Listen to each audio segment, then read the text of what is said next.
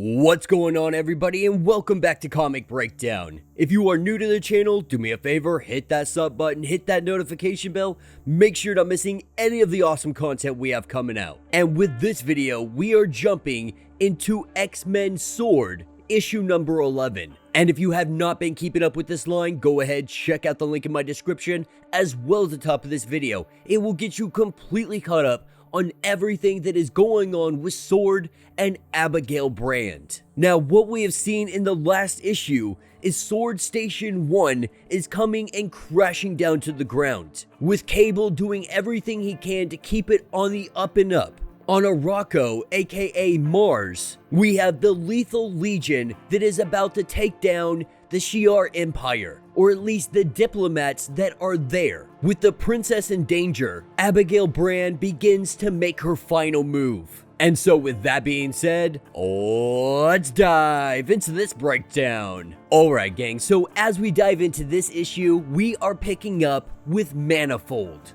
And Manifold is currently looking up to the sky because S.W.O.R.D Station number 1 is falling out of Earth's orbit. And Manifold's uncle, he's a little bit concerned right now because there is an entire space station that is falling out of the sky. It is falling out of the sky and it looks like it is about to land on Australia. But Manifold is not concerned because Manifold, he's a man who can talk to the universe. And with this station falling out of the sky, Cable is up there doing everything he can to try to get some kind of control over it. The only issue is the Peak's thrusters, they are completely dead. And his telekinesis, it can't push a 1,000-ton weight out of Earth's gravity. The best he can do is simply guide it. And unfortunately, he has a bad case of techno-organic virus that he uses to keep his telekinesis in check, and it does the vice versa for itself. And so when he uses this much of his powers,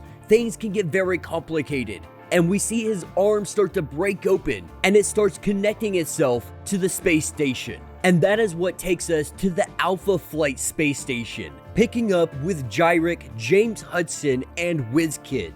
And right now, James Hudson is absolutely livid because he didn't recognize that he was going to be part of a space station falling on Australia. The plan was for the space station to land in the Atlantic Ocean, and even Gyrich doesn't know what to do about this situation, believing that WizKid was on his side. WizKid telling him that it was going to crash in the ocean, but WizKid also lets him know that this isn't an exact science. He was asked to knock a space station out of orbit, and that's exactly what he did. Now, he can do everything he can to ensure it tries to land in the ocean, but at the end of the day, he is not a god, just merely godlike.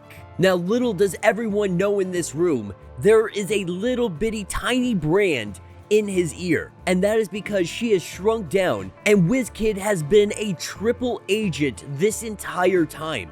Abigail Brand working in the background, knowing exactly what has been going on this entire time. Now the question rises, if she knew all of this was going to happen, why did she allow the space station to fall out of orbit? But Abigail Brand lets us know that everybody she picked to keep in the loop, that she handpicked them. Cable specifically knowing exactly what would happen next. Picking Manifold knowing he could take care of what was going to come. And so Gyrich accepting WizKid's information, taking it as nothing more than pure bad luck.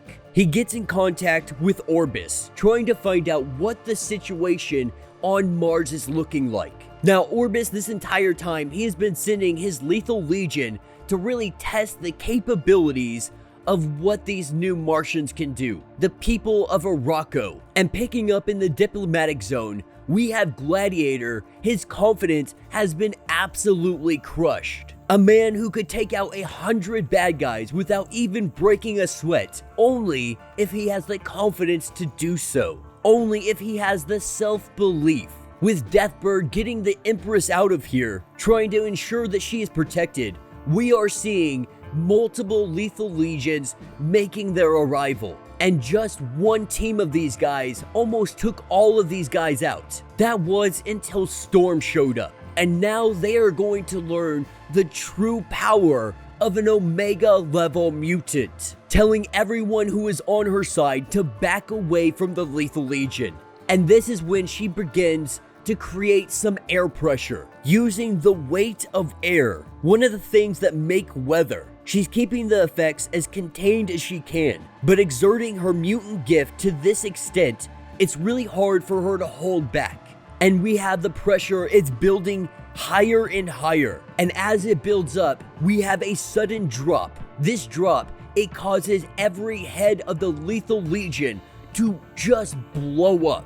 With eyes popping, with blood splurting everywhere, S.W.O.R.D has single-handedly taken out every single team of this Lethal Legion. Now Orbis, he takes this loss and he records every single bit of it, because what he is doing is testing their capabilities. It appears that he has at some point going to have another attack. He is right now just probing to see what their defenses are, to see how he can counteract them. And so while he may be partnered up with Gyrich right now, he has much bigger ambitions. Now picking back up on Alpha Flight, they have no more communication with Orbis, with him taking his entire team as a complete loss. He breaks communication and he is no longer going to be a part of this. Now, taking this as a loss, Araka was only a secondary mission. Their main goal was to discredit Krakoa, with their S.W.O.R.D station falling out of orbit. The goal was for it to land in the ocean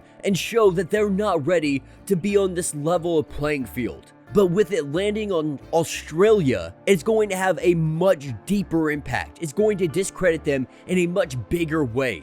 And though this was never the plan, James Hudson, being completely opposed to the idea of innocent lives being taken, Gyrich is willing to accept all of the casualties. If it means discrediting the entire race of mutants, he is willing to do whatever it takes. And so with S.W.O.R.D Station plummeting down to the ground, as the giant fireball comes falling out of the sky, this is where we see Manifold come into play. And what happens is Manifold opens up some space. Opening up this portal, we see the S.W.O.R.D Station go in one side, come out the other, and its trajectory is going back up into orbit. And the whole time, Manifold has been sitting here saying that he's got this, that it's not going to be a problem for him. The thing is, he talks to space, he talks to the universe, but that right there, that was a huge ask, and it definitely wiped him out. So much so that he has to lay down. He has to take a break for a second. But for what it's worth, he reversed the direction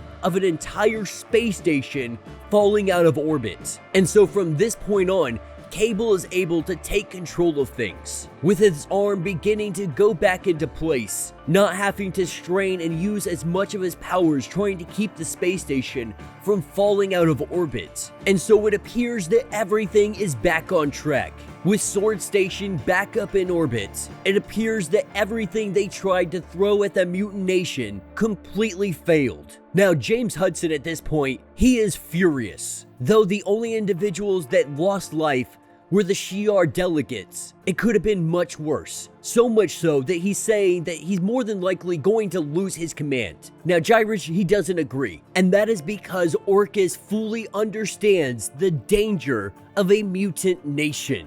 And this is when WizKid chimes in, saying, "Damn right, we are dangerous. Dangerous to people who murder our guests that are on our watch." Giving him a fun fact, saying that Charles Xavier, he's an individual who doesn't know how to make a hover chair. His chair is not meant for tight corners in the least, but it is made for smuggling in everything he needs to hack their systems. And he has just finished downloading everything that is on Alpha Station. Every secret file, every dirty deal that they have ever made. And he doesn't think Department H is going to care too much about this. But the Shi'ar Empire, them on the other hand, they are going to care very much. He tells Henry that he needs to start running, and that's exactly what he does. He runs and he tries to get to an escape pod, but it appears Orcus has shut him down. Unable to have communications with anybody, they are cutting ties with him completely. More than likely, they are going to try to use him as a scapegoat, trying to say that he did all of this on his own accord. But with him going and trying to make his escape, that is where we see Abigail Brand. And she had told WizKid to concentrate on backing up the data, making WizKid believe that Henry was taking off to go to a deletion protocol. But the truth of the matter is Abigail Brand wanted to get Henry alone. And Henry, he really doesn't back down, saying that mutants, they stole Mars from everyone, that they don't belong as the pinnacle of this solar system. They shouldn't be controlling the solar system. And this is something that Abigail Brand actually agrees with, that Krakoa is simply not ready for the stage that it is on. And she doesn't even have a problem with Orchis taking out Krakoa. She believes it's something that actually needs to happen, and it needs to happen soon. What she has a problem with is how bad Henry is at it. Making WizKid the inside man, he was an Avenger for 2 minutes. He has been a mutant his entire life. There was no way he was ever gonna betray mutant kind. Her, on the other hand, she has been a spacer her entire life. She may have mutant DNA, but she was born and raised on Axis. Of course, nobody on Krakoa had ever questioned her about this. They don't even know what her real name is because Brand is a code name, and that's because her hands heat up. This is what defines her in mutant culture. But she needed Krakoa just for a little while to make the Sol system a serious player in the great game. But now, the stage is a little too big for both Eric and Charles, and all of the drama that comes with them. Now, Storm, maybe. But if she is still adhering to Arako's customs instead of imposing her own, she thinks this Sol is going to be better off if she gets rid of all of them and starts running things herself. And so what we are learning is that Abigail Brand, she has great ambition. That ambition is to rule mutant kind, believing that everyone has been doing it wrong, believing that mutant kind could definitely be making Sol a serious player in the game. She also believes that it won't be possible unless she is leading it. And don't get me wrong, Abigail Brand, she is BA. She's one of those females that's up there that is just one of the best characters when it comes to the X-Men. She is very good at sabotage, manipulation, espionage, whatever you want to call it. She is a great spy at the end of the day. She's great at manipulating situations and getting exactly what she wants. But this great ambition to rule everything could very easily be her downfall. If someone like Storm gets wind of what she's trying to do, it will be over in a split second. And to ensure that doesn't happen, Henry is about to get evacuated out of an airlock. And as Henry, he sits here and he pleads for his life, saying that mutants have laws, you can't kill me. Abigail Brand doesn't give a crap about that law. In fact, she thinks that law is absolutely stupid, and she doesn't play by laws or rules that she does not respect, making it look like he pressed the button, like he was in control at the end. We see her press that button, and he gets jettisoned out of the airlock. With him shot into space, Henry is now dead, and it appears that she has every intention to fill his shoes at Orchis. Now, WizKid, detecting that this happened, asking what is going on, what happened to Henry, how did the airlock open? Abigail Brand saying it's not about what happened, it's about what comes next. And that will be the end of this issue. So let me know what you guys think down in the comments. Man, this S.W.O.R.D line has been some twists and turns the entire way. One of the great things about S.W.O.R.D is we have seen Storm really get to use her powers, use her abilities, so much so that she creates an air pressure that pops everybody's freaking eyeballs out. And from what she said, this doesn't necessarily kill everybody, at least not right away. If they don't get into stasis, then they're more likely gonna die. So they have to get out of there. And so that's what saved Arako. But Abigail Brand, she has been playing so many different sides. And at the end of the day, the side she is playing for is her own. She has every intention of bringing humankind and mutant kind into the new era, believing that mutants are just another form of Earthers. She wants this solar system to be taken seriously, and the only way she believes that is possible as if she is the one running things, saying that she has been playing along with this whole